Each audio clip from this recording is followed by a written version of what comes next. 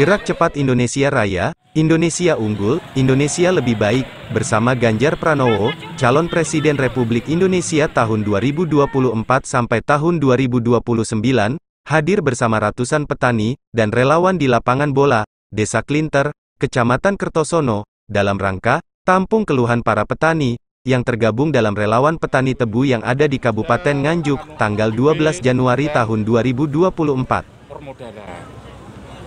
Di samping itu, ini satu misal ini tercukupi, ada lagi masalahnya, pupuk. Mungkin penjenengan tahulah di lapangan, tidak petani tebu saja, mungkin petani seluruhnya pun juga mengalami pupuk sangat sulit. Apalagi sekarang ini pupuk ini akan diberlakukan kalau tidak ada KTP-nya langsung tidak bisa menebus pupuk. Jadi ketiga itu, terus kemudian yang keempat, jadi yang keempat adalah gula impor. Kelihatannya pemerintah itu yang dulu-dulu itu tidak pernah memperhatikan bahwa gula impor itu selalu keluar di musim panen. Jadi setiap petani ini mau panen tebu, gula impornya datang. Yang akan mengagetkan gula tidak bisa naik. Sudah pupuk tinggi, gula tidak bisa naik, akhirnya petani banyak yang merugi. Kita lu hebat loh Pak, terus pakai air setelah itu.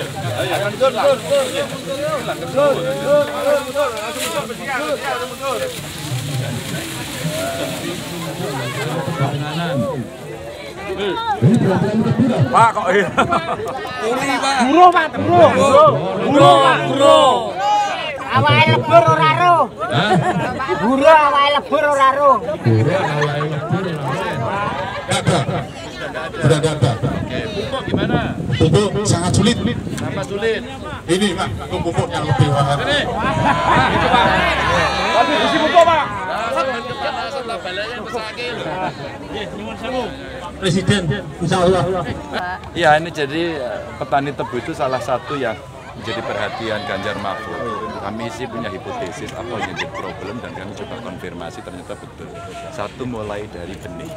Ya, benih ternyata tadi prakteknya pernah terjadi rendemen itu sampai 11, sekarang hanya 6,5. Penurunannya sangat drastis, maka kualitasnya pasti tidak terlalu baik, harga jualnya pasti turun. Itu problem pertama. Maka saran mereka tadi, diperhatikan soal benih ini. Dah ini menjadi tanggung jawab kita. Yang kedua pupuk, lagi-lagi problem pupuk, problem nasional yang memang mesti diperhatikan. Alokasinya dia jauh dari cukup, bahkan kalau kita hitung tadi kurang lebih hanya sepertiganya saja.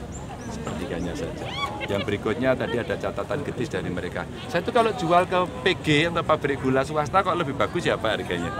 Kalau di PG-nya pemerintah kok mesti sulit. Bahkan julukannya tadi, Pak pabriknya kuno. Nah inilah yang dulu pernah direncanakan ada revitalisasi pabrik gula tapi ini belum berjalan. Yang berikutnya adalah tadi ada aslinya tikus ndak sireng gitu.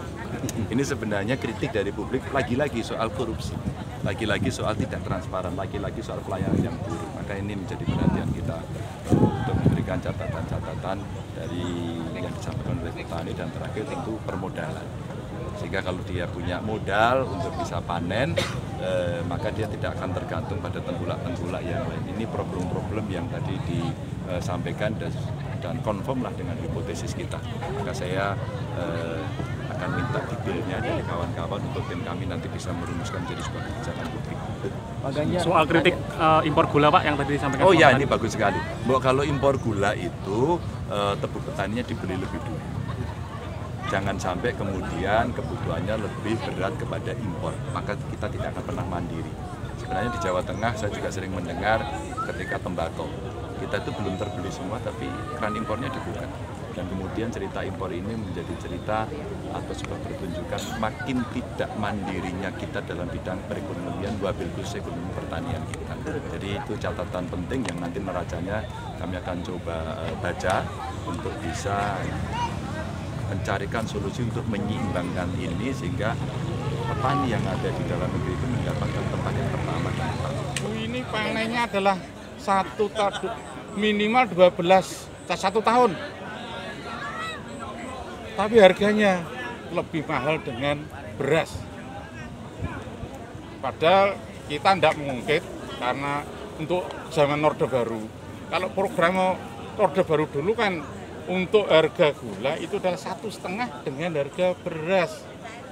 Tapi ternyata harganya saja kita sudah panen 1 tahun lebih, harganya lebih mahal dengan beras. Risetnya 1%, biaya risetnya 1% dari PDB umpama.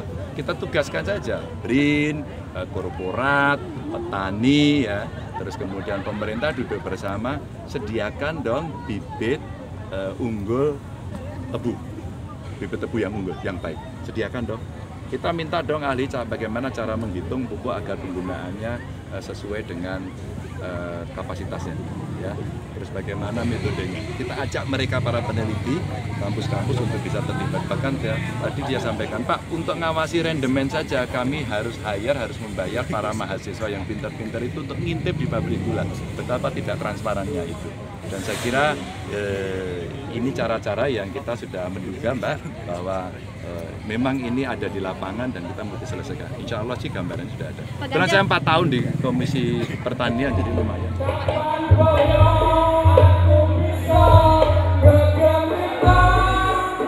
Usai acara bersama relawan Petebu Nganjuk, rombongan Ganjar Pranowo langsung menuju kantor DPC PDI Perjuangan untuk menghadiri acara konsolidasi calon presiden dan calon wakil presiden tahun 2024 sampai tahun 2029, Ganjar Mahfud. Dan kalau ada yang menindas, kalau ada yang mengintimidasi, laporkan pada kita. Kita tabrak. Siap semuanya? Santoso, dari Nganjuk, Jendela Desa melaporkan.